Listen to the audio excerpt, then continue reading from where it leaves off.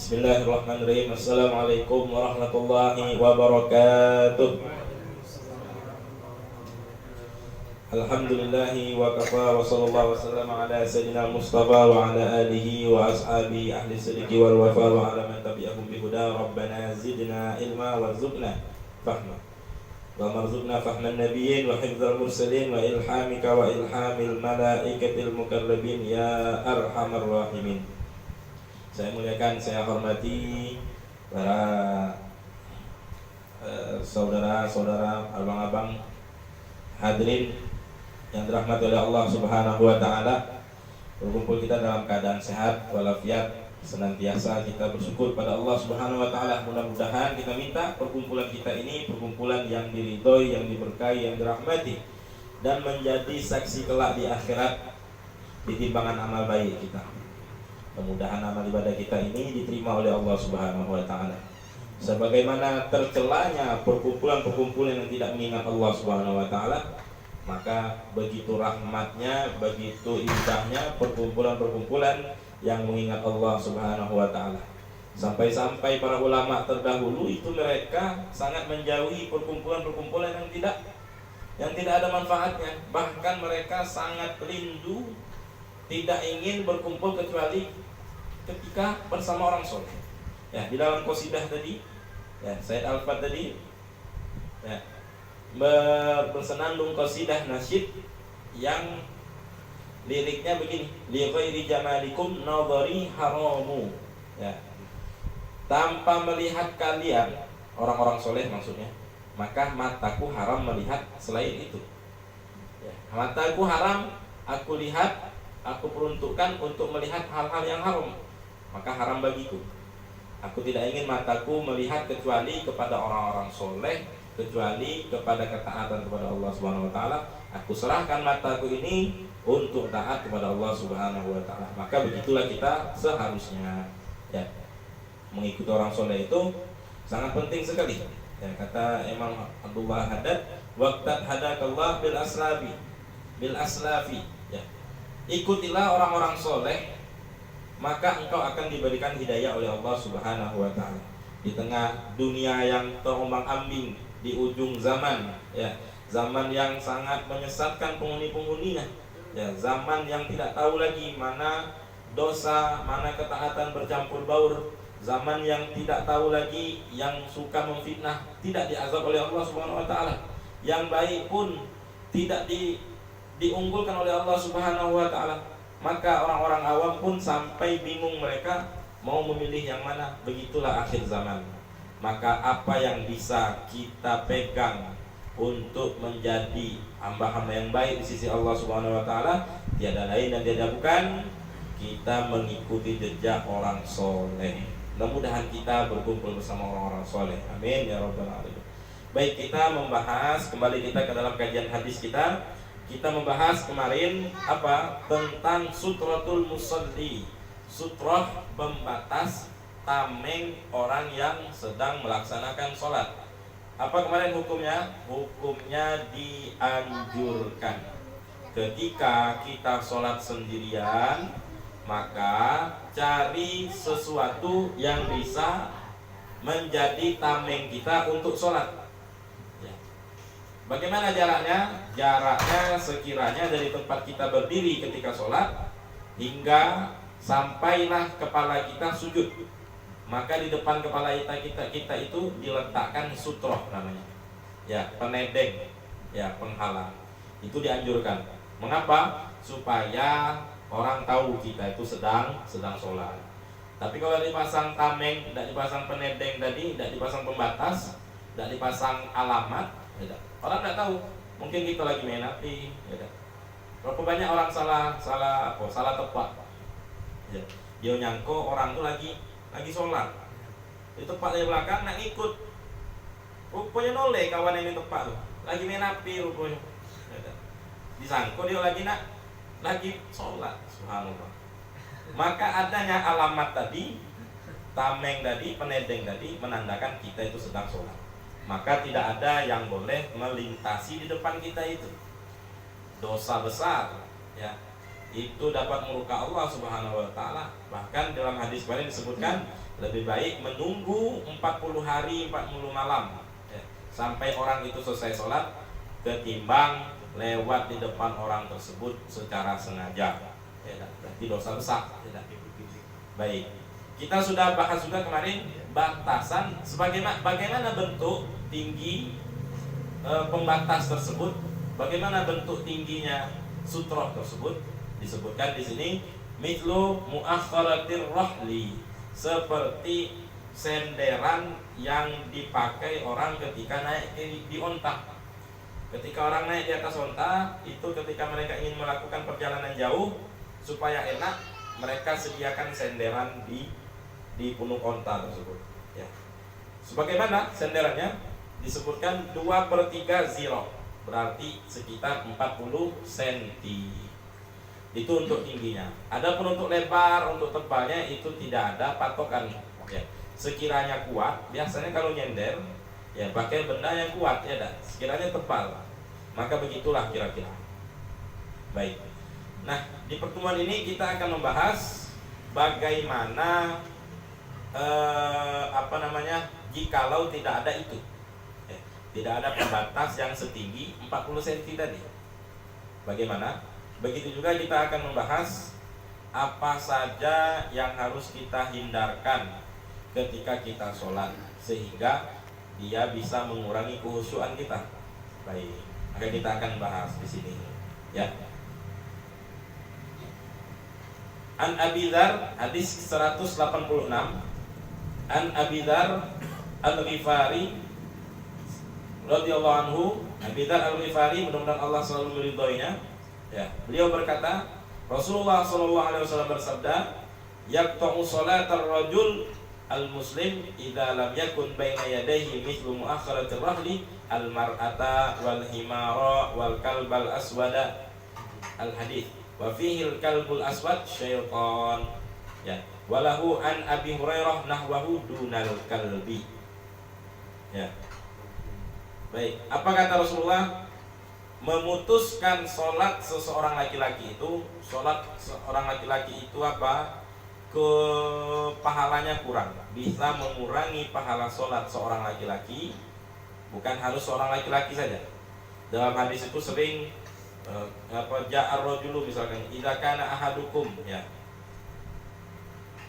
idza kana wahidun minkum misalkan.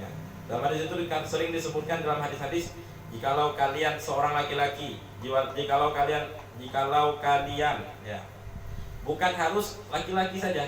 Maka terkadang dalil Rasulullah itu umum untuk perempuan. Maka dalam hadis ini termasuk ya, mau laki-laki orang yang sholat ini atau orang sholat ini perempuan, ya, yaqta'us sholat, bisa mengulangi pahala sholat. Ya, pahala sholat itu bisa berkurang. Gara-gara apa?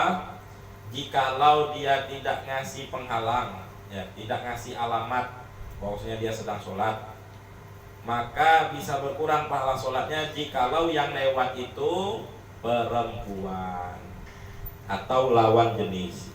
Yang sholat ini perempuan, maka bisa mengurangi pahala orang yang sholat ini jikalau yang lewat itu laki-laki.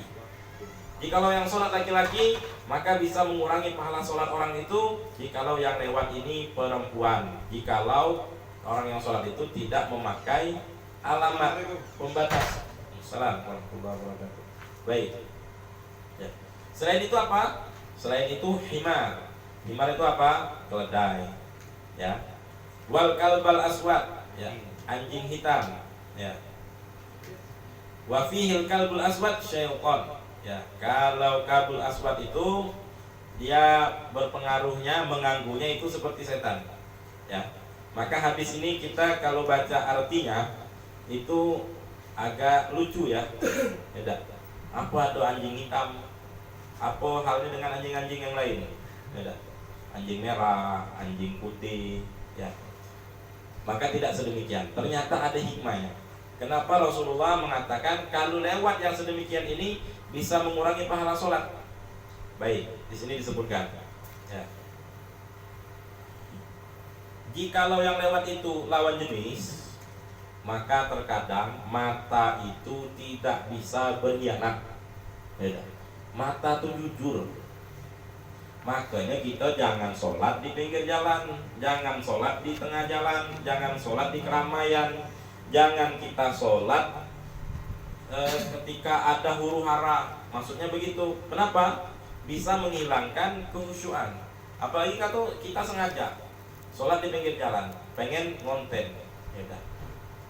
Hendaknya itu kontennya syar'i karena kontennya itu sholat. Tapi di pinggir jalan mau ngapain, gitu kan? Ada masjid, ada musola, tempat yang tenang, malah milih tempat yang yang rusuh, malah milih tempat yang orang lalu lalang, ya. Itu bisa mengurangi pahala sholat. Kenapa? Karena kurangnya kehusyuan kita gara-gara ada gangguan tadi. Apa gangguan tadi? Lawan jenis sedang lewat. Apalagi naudzubillah min dzalik, ya, main kedip-kedipan mata, ya. Yang lewat ini lawan jenis ketawa dia tengok kita, kita ada ngedip mata. Naudzubillah dzalik, ini batal sholatnya. Haram, dapat dosa, main-main ketika sholat plus batal. Jadi membatalkan sholat itu bukan gerakan banyak saja, akan tetapi gerakan dikit tapi niatnya main-main, itu bisa membatalkan sholat. Ya, cukuplah kalau budak kecil itu ya main-main ketika sholat, dia nepuk kawannya misalnya, ya, Allahu Akbar, pak pala kawannya, itulah sudah batal itu. Kenapa? Pastinya niat main-main. Maka walaupun kedipan mata itu niatnya untuk main-main, ya dah, maka batal sholatnya. Tapi kalau memang penyakitan, ada memang orang ngedip mata terus, memang penyakitan, memang sakitnya begitu, ya. Jadi jangan GR kita dikedipin, ya dah, dengan orang macam itu karena dia memang sakit, ya, sakitnya matanya berkedip terus. Baik, nah itu ya. Maka perempuan yang lewat ini bisa menghalangi, bisa mengurangi pahala sholat, ya. Begitu juga al-himar, ya. Himar itu disebutkan di sini. Mengapa? Mana tadi ya? Apa? Wal himar bimanzilati syaitan.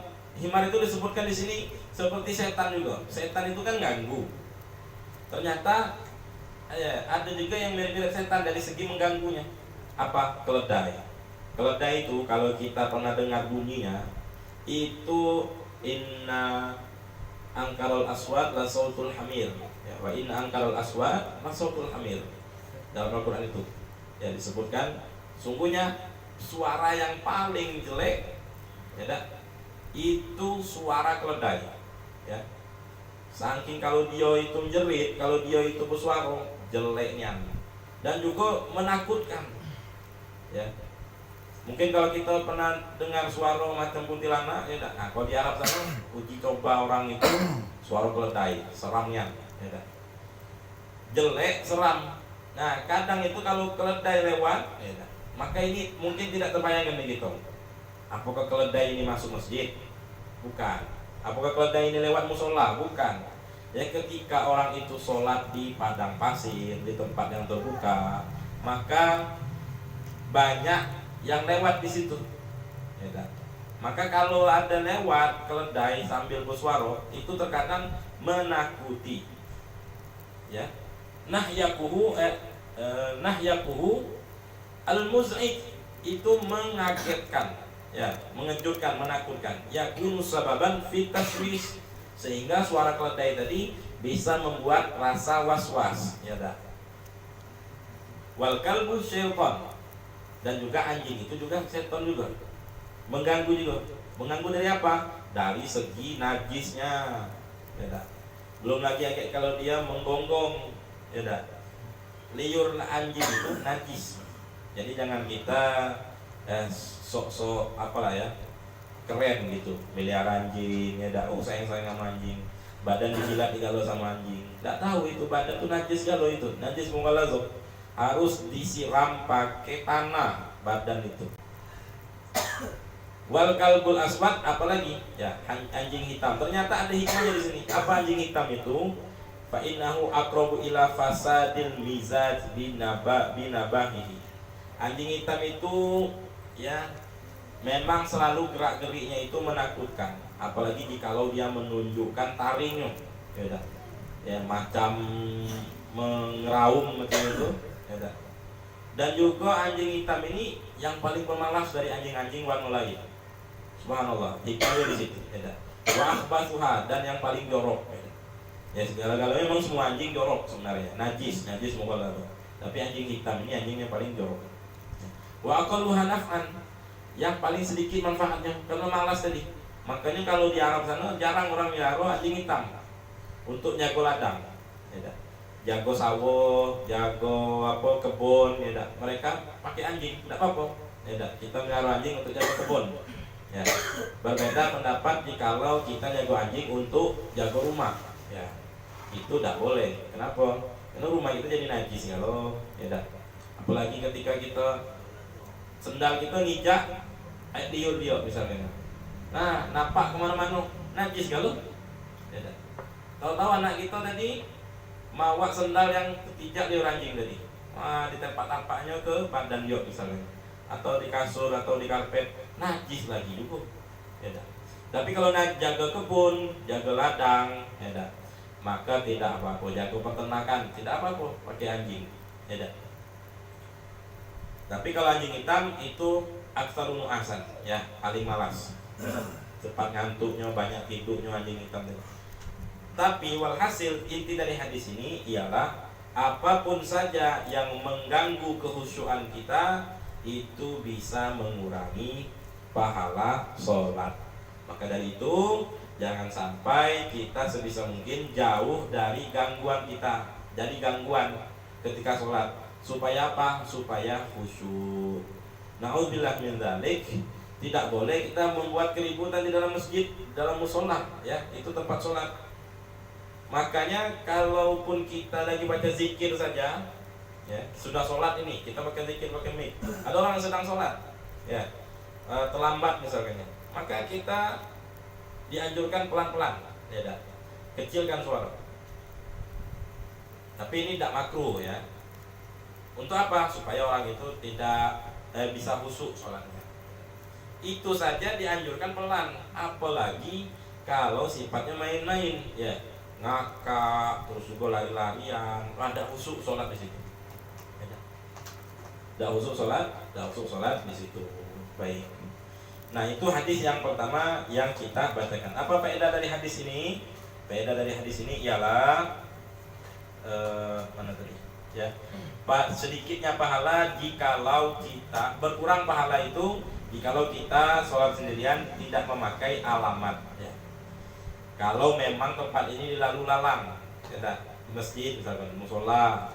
Tapi kalau di rumah, ya tidak usah pakai alamat tadi, ya, ngapuin gitu. Apalagi ada kamar khusus, ya tidak payah pakai alamat, ya, tidak payah pakai tanda. Tapi kalau di masjid, di musola, nah biasanya kadang orang lewat lalu lalang, ya.